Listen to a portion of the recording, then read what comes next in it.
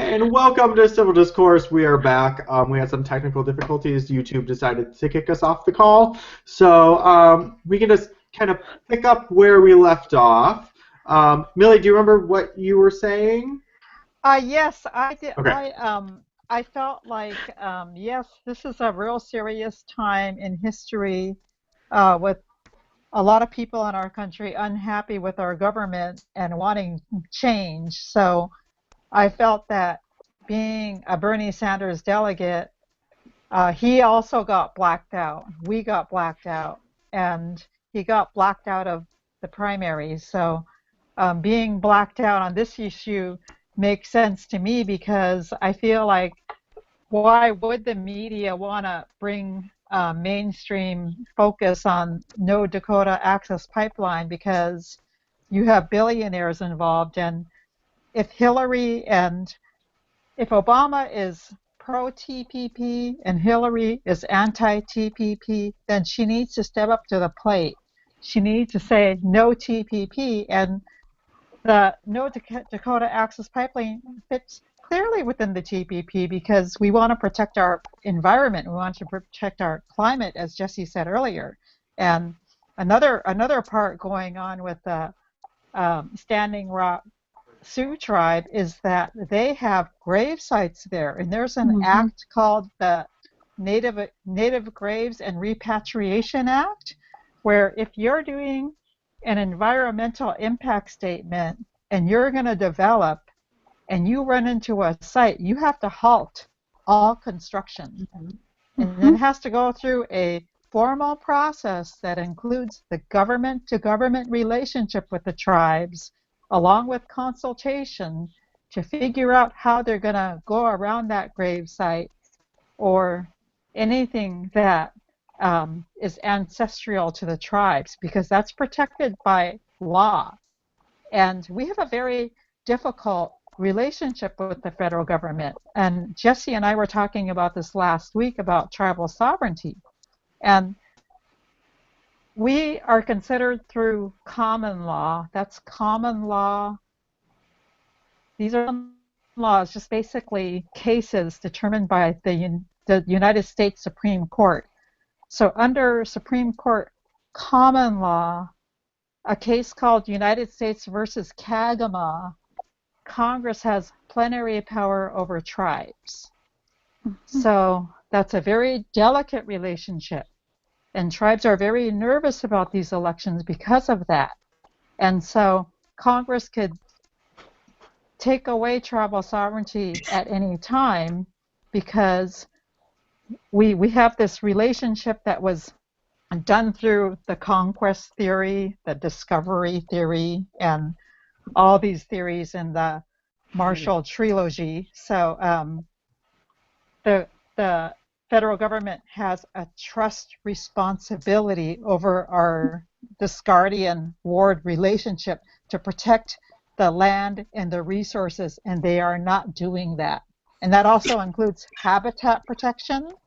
So when they're not protecting the water source of the Standing Rock Sioux tribe, they're not fulfilling their trust responsibility to that tribe. So many tribes have been passing resolutions because that's the way they do things, and writing letters and supporting Standing Rock because these tribes are protecting their own tribal sovereignty as well. And it's interesting that Millie brought up the burial sites, because going back to what happened yesterday out there in North Dakota, the day before the tribe had put in their paperwork stating sacred and ceremonial locations and burial sites. They had these sites where they had to submit all of their paperwork to Washington, D.C., to the judge who was going to be working with them to look at these sites before the Dakota Access Pipeline and their company would be able to move forward in the alternative site where they were planning to put this pipeline.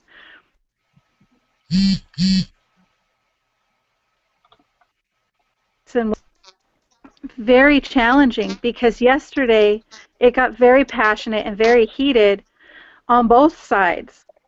The company came in and they had bulldozers and they were going through some of those same sites that they had just restricted and had put in their paperwork that these are sites, ceremonial sites, burial sites.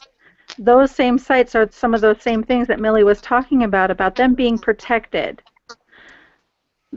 But before the government could come in, examine everything, and check to make sure that, yes, these are ceremonial sites, yes, they can be protected, the company came in with its bulldozers, its trucks, and its dogs and destroyed some of these sacred sites. And that's what the media, the mainstream media, is not showing. They're only showing the rioters and the protesters. But what they're not showing is why the people were so passionate about those locations. They were under protection. They were on that list of areas that cannot be disturbed until they can go in and actually see. But before anything could happen, you had those bulldozers coming in and destroying those sacred sites. Now, out there in North Dakota, the people are going back out there and they're singing prayer and healing songs because their ancestors' burial sites were disturbed. That would be like a company deciding that they're going to bulldoze the Arlington National Cemetery. That's what I can equate it to. None of us would stand for it because that's hallowed ground for the military men and women who have served. And that's exactly what these sacred sites were for the Dakota. For the Sioux was sacred and hallowed ground. Yeah, and you were talking about just for people who don't know and haven't been keeping up with this who are watching the bulldozers and the dogs, because I was also watching some live feed of people who were at the protest and the dogs were attacking people. And it's interesting because at the beginning the media was, when the protest first started, one of the first things the mainstream media did cover was that there were allegations that some of the protesters had pipe bombs and were getting violent, which, to my knowledge and everything I've said, there's been absolutely no proof of any of that happening. There's been contrary to that because there's been live stream showing the opposite of that happening. But now with the company coming in and things actually getting violent, initiated by the company, and to my knowledge also there's been no retaliation or no violence in return, but you see that potentially growing to that place if one side does, if the company decides to come in with dogs and get more violent. How do you see that changing what's, I guess, happening on the grounds? That's not going to happen. Native Americans have been known to be peaceful protesters. Every protest we've had, we've always remained peaceful, and they've made that very clear at Standing Rock that they're going to remain peaceful no matter what. And I watched Amy Goodman's video a couple of times yesterday, and I heard protesters tell one of the protesters to don't fight back, we have to remain peaceful. So I think that I don't know if any of you seen the picture that was fabricated to make it look like a dog had bitten a little girl's face. Yeah. And that picture had been circulating. Well, the protesters quickly got the word out that that was fabricated in order to get people to get angry and go over to Standing Rock and get violent. But they're trying to entice the violence through that type of propaganda. So we have to always be a step ahead of them when things go viral like that and stop people from sharing it as soon as we find out about these things. And that's what's really good about knowing people from Standing Rock. Indian country is so small, many of us know one another. And Dr. Sarah Jumping Eagle got on Facebook yesterday and said, don't post that picture. This is propaganda. It's meant to entice the protesters to make us look violent. Yeah. And she's she's my friend on Facebook, and so I seen that and started circulating it. Other people were already circulating it, and it's really good that we continue to remain peaceful. And at all our rallies in Seattle, Cindy and I always make sure we have peacemakers there, and I'm sure that they have the same thing going on at Standing Rock, where they have people called the water protectors, but they're trained to remain peaceful and not react to these security guards who aren't even trained as police officers. But that's just all propaganda, and I'm really looking forward to seeing what Lawrence O'Donnell is going to say once he comes back and airs whatever he airs on MSNBC. I hope that they don't gag him. I know that a lot of reporters are sticking their necks out to report things that they really believe in, and I know that personally that's this issue is very held dearly to Lawrence O'Donnell's heart, as well as Van Jones, who went live streaming about a week ago on his own, and they work for MSNBC, CNN. They could get possibly fired over this stuff for putting it on mainstream media.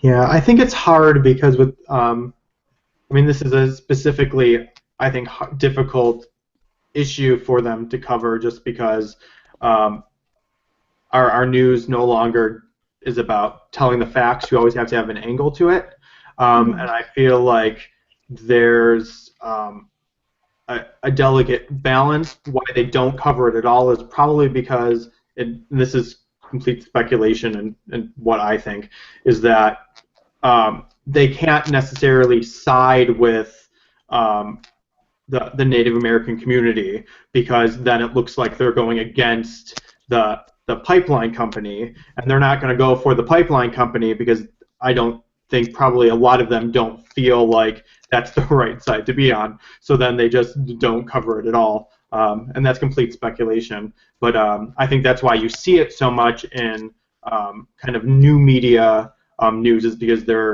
most of that is privately funded and low budget, and they're not beholden to any kind of major corporations or companies who are funding what's going on there.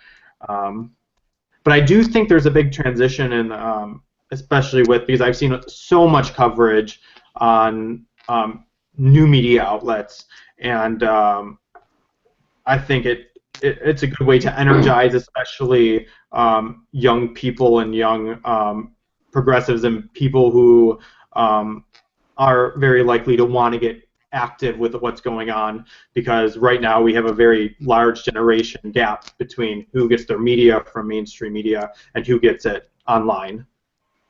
Well, I respectfully disagree to some certain extent.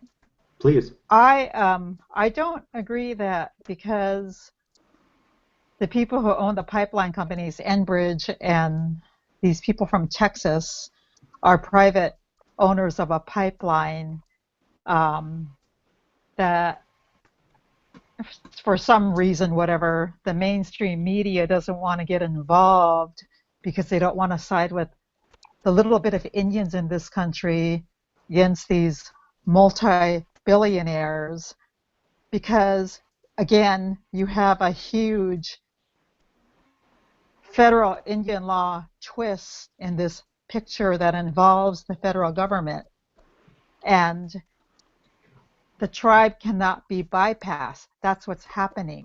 It's not just siding with the billionaires or siding with the little bit of Indians in the country. I think that the mainstream media has a responsibility to report on this issue, like they do Black Lives Matter when people are getting shot. What's the difference? I don't think we have to say, oh, they don't want to side with people with a lot of money who own these private pipeline companies versus these poor tribes in North Dakota and Native Americans. Is anybody ever going to want to talk about Native Americans openly? Can you think of, Jamie, I'm going to put you on the spot here, okay? Now, I'm going to ask you a question. Okay.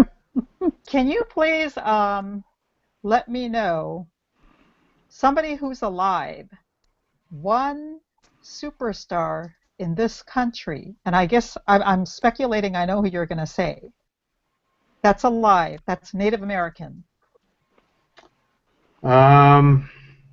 That's recognizable amongst the vast majority of people. Yes.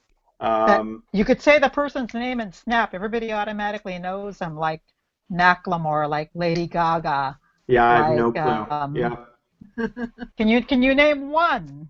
Probably not. No. Well, I thought you might say Sherman Alexie. Oh yeah, yeah. Okay. All right. Okay. So that's just trying to state a point that, why can't mainstream media give us our day in court and give us part of the mainstream limelight for once? Yeah. I think it also goes. I think it goes the difference, and this is what you're getting on, and it's not that I think this is awful, but I think our media has very much become about ratings, and it's exactly what you're saying. It's that it's a small population, and the reason the Black Lives Matter gets coverage, and it didn't get coverage at the beginning. What gets coverage is the violence. Whenever it gets violent, or because it's the police brutality and there's violence involved, that's what gets the ratings, and that's, I think, why that primarily gets covered, and now it's been in our consciousness long enough that people just naturally cover it. But at the beginning, it wasn't covered as much until only the violent aspects of it were covered, and I think that has to do with the ratings. And I completely agree with you that that's not what it should be about, and they should be about informing the public. And I think that's just a huge problem with the mainstream media in general. Well, don't you think that dogs biting innocent children and peaceful protesters is reporting violence? Yeah, I do. Yeah. And Millie, I think that it's interesting, and Jamie sort of was talking about this and how it is sort of within our country. The media within our country, it has become about ratings. But I find that it's very intriguing to me that we're getting press overseas, that this has become a huge thing for them to watch. And it just showcases how the government of the U.S. treats its own indigenous people. It shows the rest of the world how then they would treat their own allies, who they themselves consider an ally. And so it's very interesting to me, from being a college student in our American Indian Studies and the political science classes that I've had, I find it very intriguing to see how the international response to what's going on there in North Dakota has been massive, not just in Europe, but in South and Central America, because all of us are going through some of the same things when it comes to natural resources under attack, and having to then put the brakes on things, not because of the environmental impacts, yes, but the educational impacts, and how can we get these words out to others to let them know that, yeah, we're not still just only in your textbooks, but we're actually still here. We practice our way of life. That indigenous peoples around the world are still a part of the mainstream societies. I think that part of looking at the media and how the international media has been seeing and viewing us, what's happened, like I said, down in Central and South America, but then also in Australia and New Zealand with their own indigenous peoples. And then you look at what's happened in Thailand and other places where they have their indigenous peoples. They're starting to gain recognition. The governments are finally starting to realize that without balance with each other, then there isn't going to be harmony or balance within the rest of their own societies. And I think that's something that this movement has the ability to try and tip the scales for the Native people here in the U.S. Yeah, I agree. We are still here, but a lot of people don't know that. They do think we're part of history and we're in the past and we're in the museums and they like to look at our art and look at us like we're in the past, but we are still here. We've existed since time immemorial, and um, I really think maybe I'm kind of like a Washington State snob, but I really think a lot of things start here.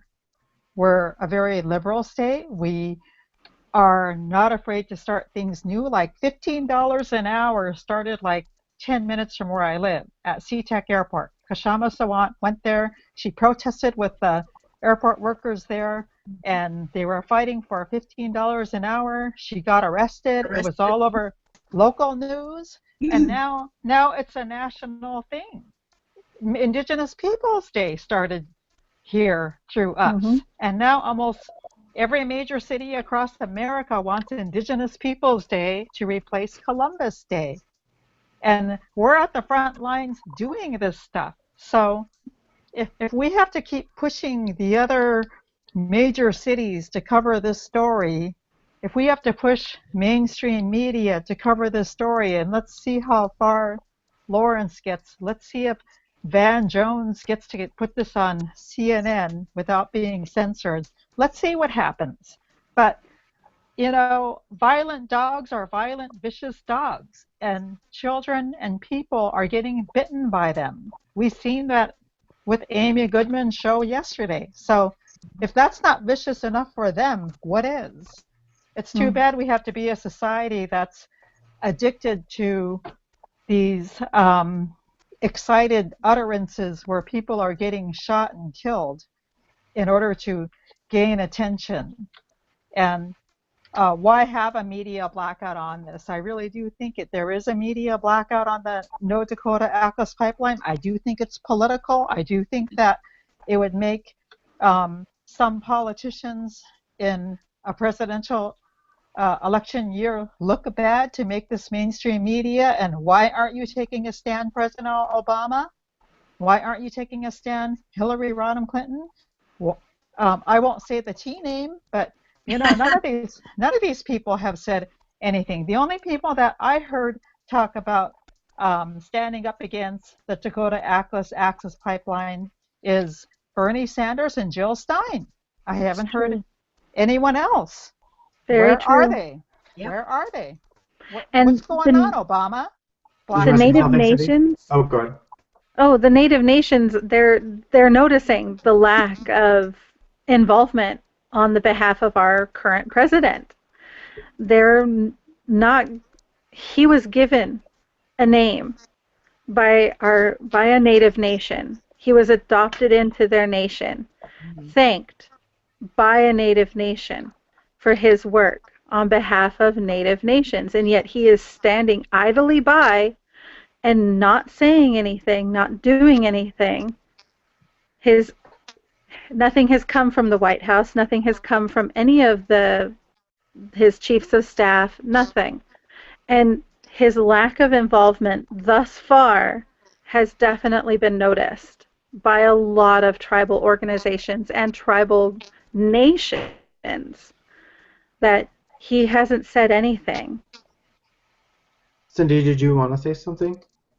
No, I'm good. I think Millie and I, we're on the same mind on a lot of things. So whatever Millie says, like I said, we're of the same mind on all of these. So, and she's a much more eloquent speaker than I am. Awesome.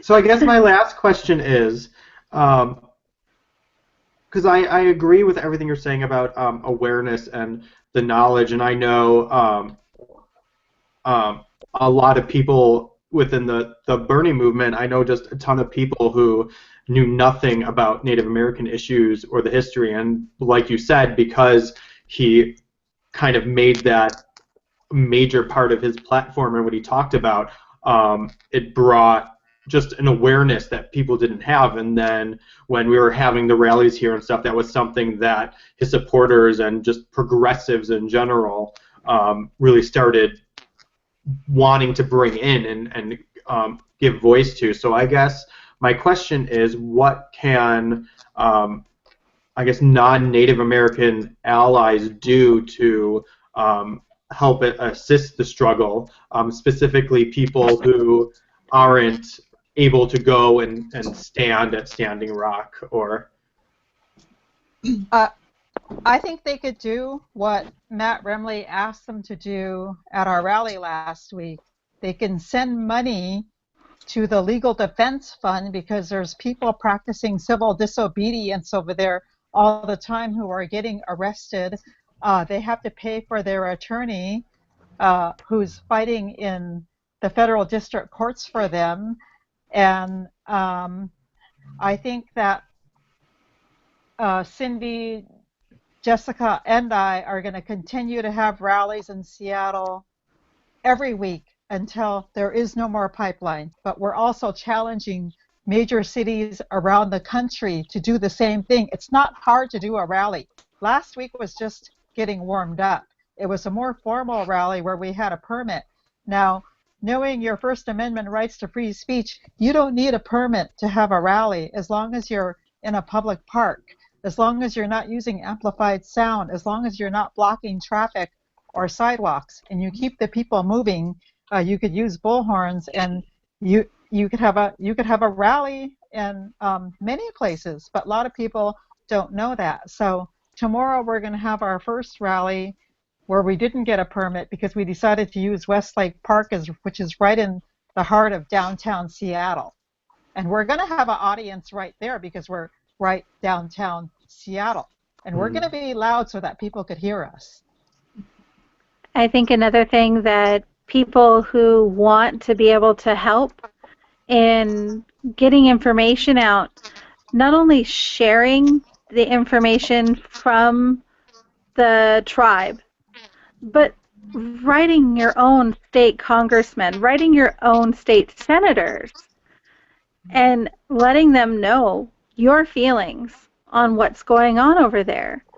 Making sure that your voice, if you decide that you want to utilize it within, which is your complete power to do, not being afraid to let your elected officials know how you, as a voting citizen within their districts, know how you feel about this issue, this topic that affects over what, I don't know, 2/3 of the country because of the water access. I mean, that's huge. 2/3 of our country will be affected by what's going to happen along that pipeline route. yeah, and I would say too, just from my own experience and wanting to make activism a little bit more mindful in general, is with in trying to share the information and the knowledge with others and expand that awareness. If you're an ally, and this is really of any issue, really try to share the stories of the people who are directly affected. I think that's the best way, because everyone's used to seeing rants, personal rants on Facebook about feelings and all this, and what really I see as effective and the most mindful way to really enlighten people on certain issues is just share, let them experience the people who are actually being affected, because their stories are the ones that are going to just shine the most light, as opposed to having a secondhand kind of explanation of what's going on. So share the interviews that you see, share articles that are actually written by the Native American community that's dealing with this, and many other issues. So I think that's my 2 cents on how you can help. And yes, and Cindy put up a little earlier, you can go back, and I'll put this in the description, she's putting it up now, where people can donate to help as well. And then also check out whichever city you're in, just do Google search, look through Facebook, see if there are any rallies or anything that's going on. And if there's not, try to start something yourself. Even if it's just a few people getting together and watching interviews or starting a dialogue, it all makes a huge difference. And if they want to know their rights, Jamie, all they have to go is to the American Civil Liberties Union page on free speech publications that apply to their particular state that they live in. And the ACLU is always posting people, telling people how to protest and knowing their rights. So it's real easy to throw together a protest. And Cindy and I have done more than our fair share together. We're a team, and we could throw a rally together overnight and protest. So I think that people just need to keep protesting until there's no more Dakota Access Pipeline. But we're not going to back down. We're going to keep doing this. And we request that all the urban Indian communities around the nation, because urban Indians make up 74% of all natives across the country. So as you know, in LA, there's a lot of urban Indians. That's where I assume you are, right, Jamie? Yes. So that's a huge urban Indian population, probably one of the largest. So you probably have a lot more than 88,000 there, but we make up 74% of the Washington State's Native American population. Because once we step foot off of our reservations, our tribal rights don't follow us wherever we go. So there's a lot of urban Indian communities. They're the ones who started the American Indian movement. This is a movement that evolved out of the tribe, and you have a lot of protesters there who are urban Indians and grassroots activists, but we can't do anything, we can never do anything alone because our population across the country is very small per capita in terms of the rest of the group. So you don't see Hillary or Trump chasing our votes because we're not a really large voting bloc. We make up roughly 2 to 3% of the entire population in a country that was once ours. So there's not a lot of us, and they don't know how we're supposed to look. Yeah, the silent minority in our own country. Exactly. Not for long. Because we're not all Hollywood stereotypes. Right. We had a whole. That was my one of the interviews I did on this topic last week. Was with a Native American actress, and a big part of it was us talking about the stereotyping in Hollywood and how to break through that. So if you're interested in that, watch that interview back there for anyone who's watching. Thank you so much for being on the show. I learned so much, and I hope that our viewers find this useful. It's been nice because this is the third kind of segment I've done, and they've all been very different and highlighted different ways to help and different things to be aware of if you are an ally or affected, which so many people are, as you're bringing up. It's not just a Native American issue. It's affects really everyone in the country, because if this pipeline goes through, what's stopping the next pipeline from coming through your neighborhood? Water is life. Water is life for all of us. And that has been the theme of everything, that all the protests and the rallies and the gatherings that I've been to here in LA. That's the theme, is water is life, and I don't think anyone can or will disagree with that. So thank you so much. Thank you, Jamie. Thank you, Jamie. Thanks a lot. You're welcome. Jacoby. We appreciate enjoy session. Thank you.